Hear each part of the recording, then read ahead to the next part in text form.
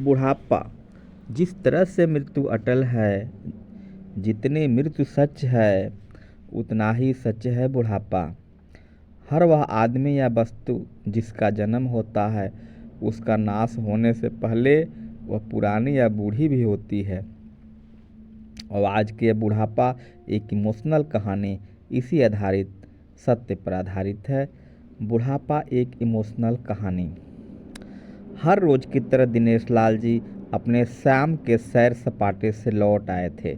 वह अपने जूते उतार ही रहे थे कि बहू ने पूछा, बाबूजी, आज हम पार्टी में जा रहे हैं, हम वहीं से खा कर आएंगे। आज रात के खाने में क्या खाएंगे, बताइए। दिनेश लाल जी सोचने लगे, आज रविवार तो नहीं है और न ही किसी की शादी है, ज़रूर किसी पार्टी में जा रहे होंगे। छोड़, मुझे क्या करना इस उम्र में। अपने विचारों पर काबू करते हुए दिनेश लाल जी बोले, ऐसा करो बेटा, मेरे लिए 2 रोटियां बना दो, दूध के साथ रोटियां खाऊंगा। बहू तुरंत बोल उठी, बाबूजी, सुबह ही जो बनाई थी रोटी, उसमें 2 रोटी अभी बची हुई है। अगर आप बहू ने अपने वाक्य अधूरा ही रहने दिया, लेकिन दिनेश लाल जी अच्छी तरह समझ गए कि वह क्या कहना चाहती थी।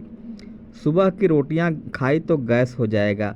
सुबह भी बहू मसाले वाली सब्जी ही बनाई थी, जिसके चलते अभी तक खट्टी ढकारे आ रहे हैं। और इस उम्र में पेट को संभालना मतलब किसी बिगड़े हुए बच्चे को संभालने से भी ज़्यादा कठिन काम। बाबूजी, बहू से बोले, नहीं बेटा, इस उम्र में सुबह की रोटी या नहीं खाया जा सकता। तुम्हें थोड़ी तकलीफ़ होगी, लेकिन मेरे लिए 2 ताज़ी रोटियां बना दो। बहू को बहुत गुस्सा आया। वो गुस्से में बड़बड़ाते हुए बोली, अब 2 रोटियां बनाओ या 10, काम तो उतना ही बढ़ेगा। आटा गूंदो, रोटियां बनाओ, किचन और बर्तन साफ करो। इन्हें क्या, इन्हें सिर्फ आर्डर दो, काम तो मुझे करना पड़ता है ना, बस दिन रात इनकी सेवा करते रहो। बहू के बोल दिनेश लाल जी के गालों पर कानों में पड़ रहे थे। हे भगवान, सिर्फ 2 रोटियां बनाने में इतनी तकलीफ। मैंने कोई 5 पकवान तो नहीं मांगे।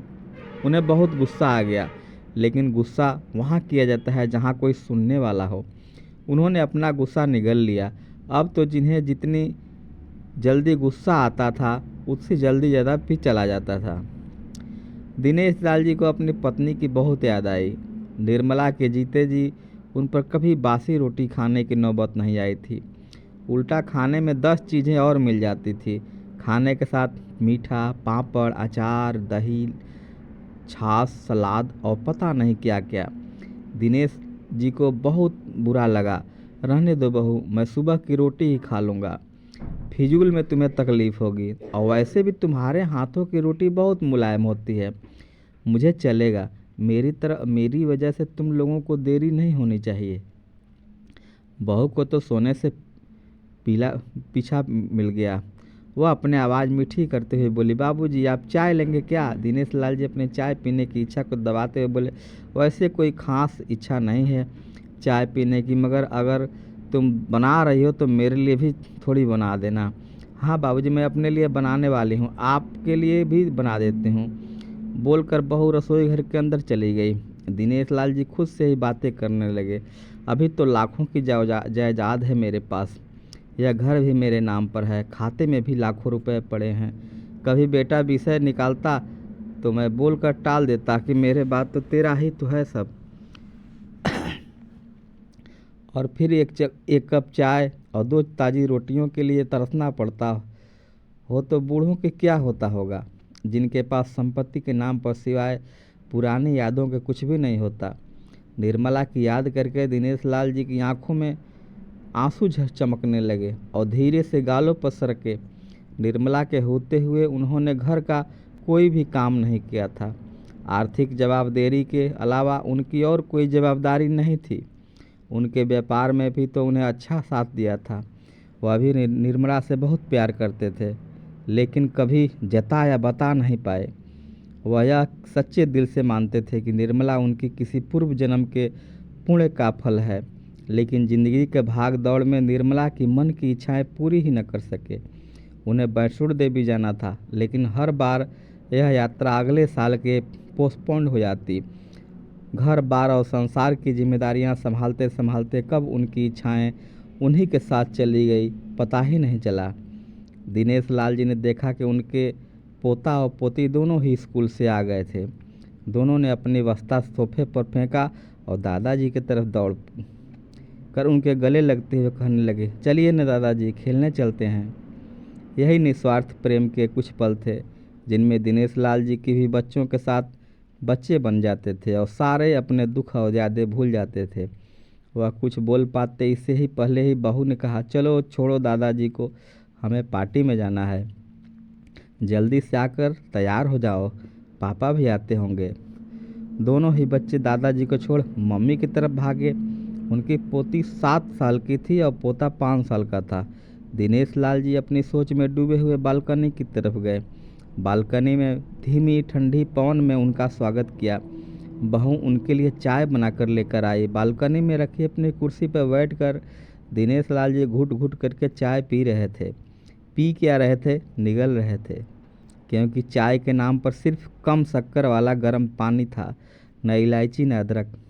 दिनेश लाल जी मन ही मन सोचने लगे, बहू के जाने के बाद आज खुद अपने हाथों से चाय बनाऊंगा, इलायची अदरक और थोड़ी सी ज़्यादा शक्कर डालकर उसके साथ रोटियां खा लूँगा, रोटियां खाऊंगा। रोटियों की याद आते ही उनके मुंह फिर खट्टा हो गया। चाय ख़त्म होने पर खाली कप लेकर वह किचन में रखने गए तो वहाँ देखा कि बहू और बच्चों का कप धो के पड़ा था। उन्होंने भी अपना कप धोकर रख दिया। वह अपनी डायरी लेकर बालकनी में आ गए। बालकनी में बैठे बैठे उनकी नज़र सूखी हुई तुलसी के पौधे पर गई। उन्होंने एक लोटा पानी लाकर उसमें डाल दिया। कुछ मिनटों बाद ध्यान से देखने पर उन्हें पता चला कि सूखे हुए तुलसी के पौधों में नई कोपले जैसे मुस्कुरा रही हो।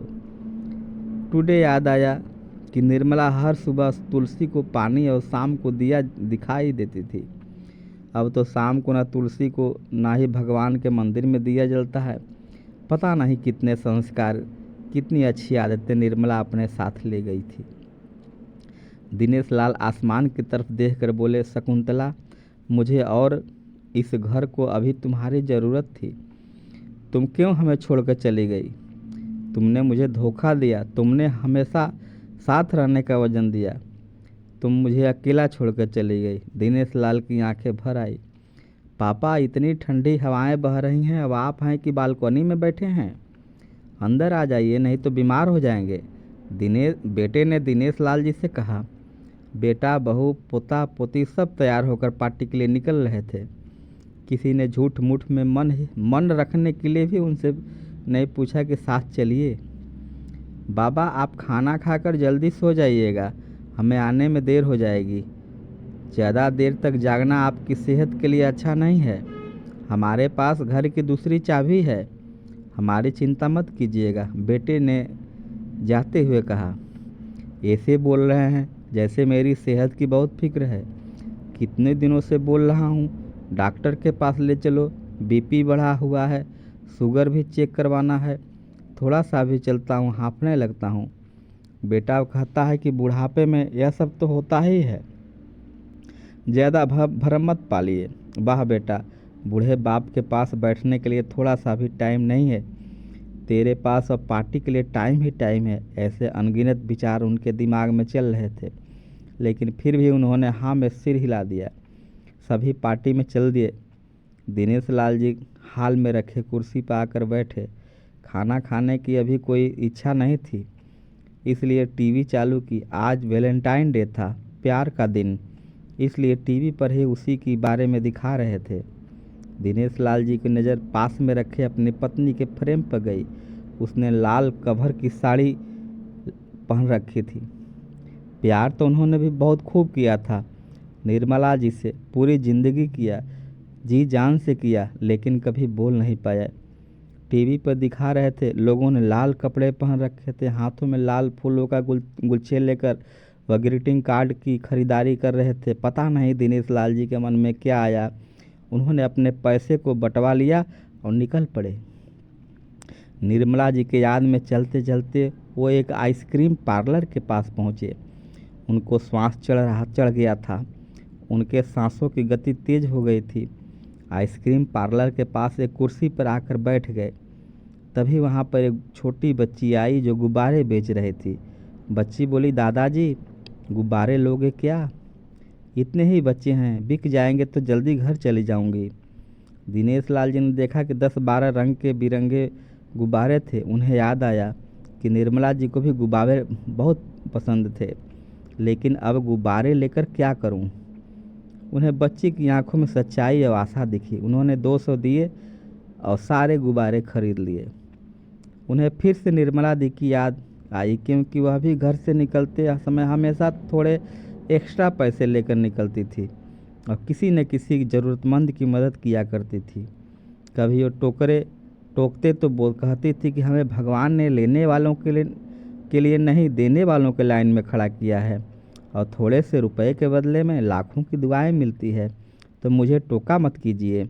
आंखों में आंसुओं के लिए दिनेश लाल जी खड़े हुए रास्तों के बीच बीच आए। उन्होंने आसमान की तरफ देखा, अपने हाथों में पकड़े गुब्बारे आसमान में छोड़ दिए और चिल्ला कर बोले, निर्मला मैं तुमसे बहुत प्यार करता हूँ। और उनकी सांसों की गति बढ़ गई, उनका शरीर लड़खड़ाया और ज़मीन से पर धड़ से गिर पड़े। आसपास के लोगों को कुछ पता चल पाए उससे पहले ही दिनेश लाल जी ने इस मोह माया की दुनिया को अलविदा कह दिए। उन्हें अपनी पत्नी से मिलने की बहुत जल्दी थी। हमेशा की तरह पूरी कहानी पढ़ने के लिए आपको बहुत बहुत धन्यवाद। यह कहानी ज़रूर आपके दिल को छू गई होगी। ऐसे ही सीधे दिलों में उतरने वाली कहानियाँ पढ़ने के लिए आप हमारे चैनल को सब्सक्राइब करिए, लाइक करिए, कमेंट करिए। धन्यवाद।